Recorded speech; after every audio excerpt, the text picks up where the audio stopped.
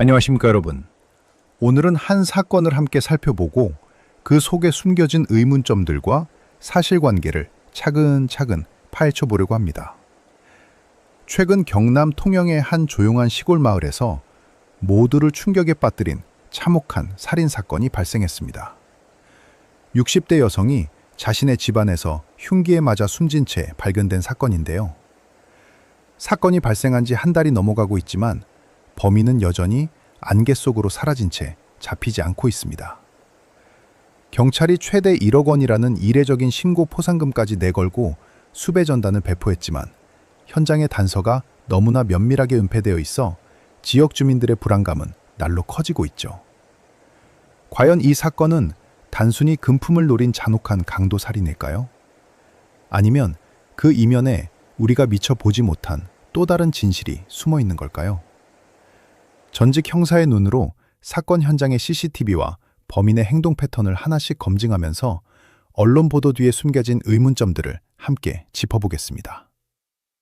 우선 지금까지 공식 보도와 경찰 발표를 통해 확인된 사실관계부터 정확히 정리해보겠습니다. 사건은 지난달 10일 경남 통영시의 한 단독주택에서 발생했습니다. 피해자는 이 집에 거주하던 60대 여성입니다. 사건 당일 주택 별채에서 잠을 자고 일어난 피해자의 남편이 숨져 있는 아내를 발견하고 경찰에 신고하면서 수사가 시작되었습니다. 경찰이 현장 인근 CCTV를 확보해 분석한 결과 범인으로 추정되는 남성의 충격적인 모습이 포착되었습니다. 화면 속 남성은 챙이 있는 모자와 복면을 써서 얼굴을 완전히 가리고 있었고 손에는 장갑까지 착용하고 있었습니다. 이 남성은 발소리를 내지 않으려는 듯 아주 신중하고 천천히 걸어서 주택 내부로 침입했습니다. 더욱 놀라운 것은 범행 이후의 행동입니다.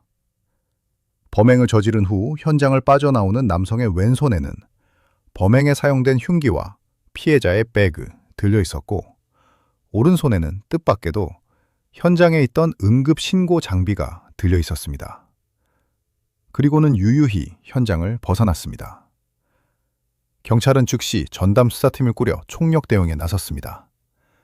하지만 범인이 모자, 복면, 장갑 등으로 신원을 철저히 은폐한 탓에 초기 신원 특정에 큰 어려움을 겪었습니다.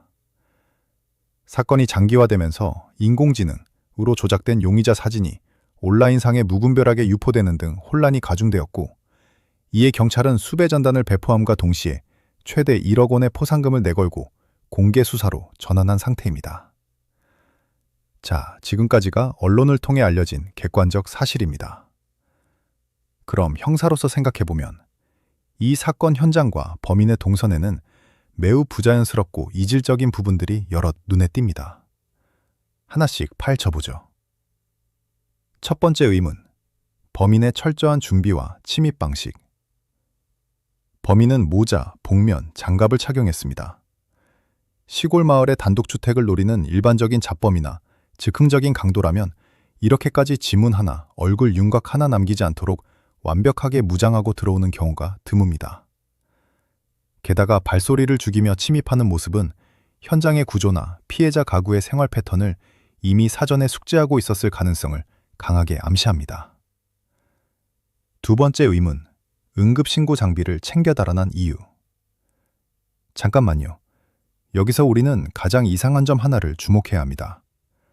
범인은 피해자의 가방뿐만 아니라 오른손에 응급신고 장비를 들고 나왔습니다. 이게 정말 우연입니까?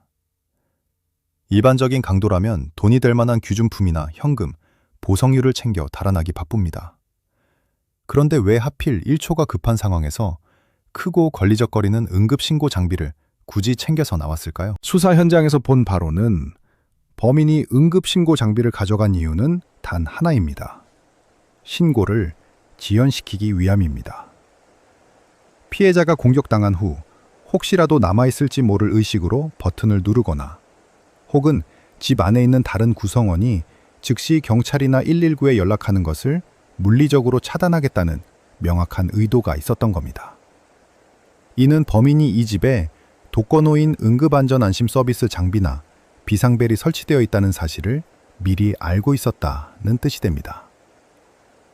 외부에서 무작위로 들어온 강도가 집안에 응급장비가 어디 있는지 알고 그것부터 챙겨나간다? 우연이 너무 많이 겹칩니다. 세 번째 의문, 남편의 존재와 별채라는 공간. 사건 당시 남편은 주택 별채에서 자고 있었다고 합니다.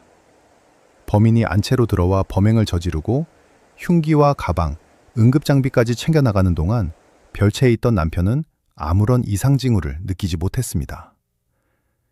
시골의 밤은 굉장히 적막합니다. 작은 마찰음이나 소란도 크게 들리기 마련이죠.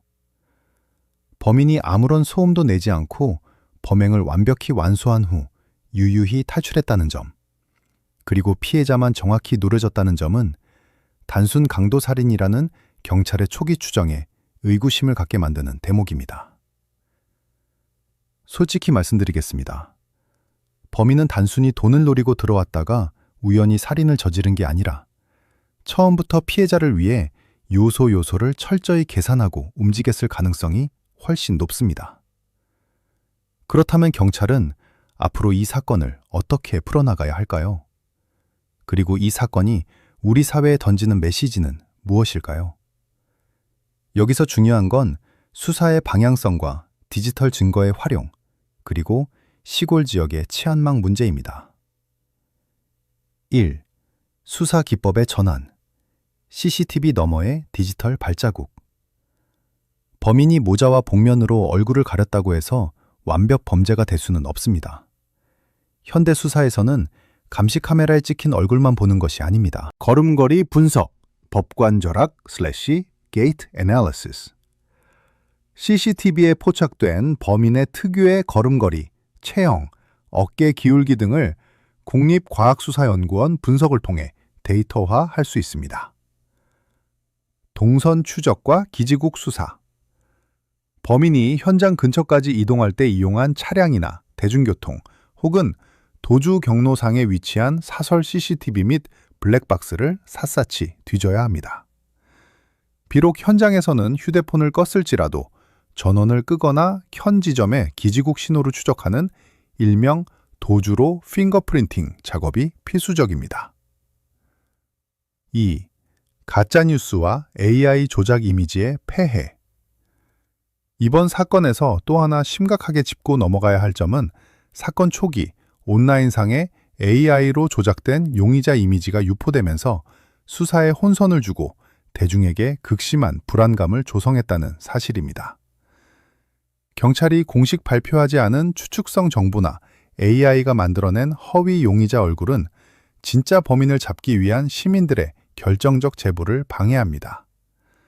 엉뚱한 사람을 범인으로 오인하게 만들거나 실제 수배 전단을 보고도 이게 진짜인가 하는 불신을 심어주기 때문입니다.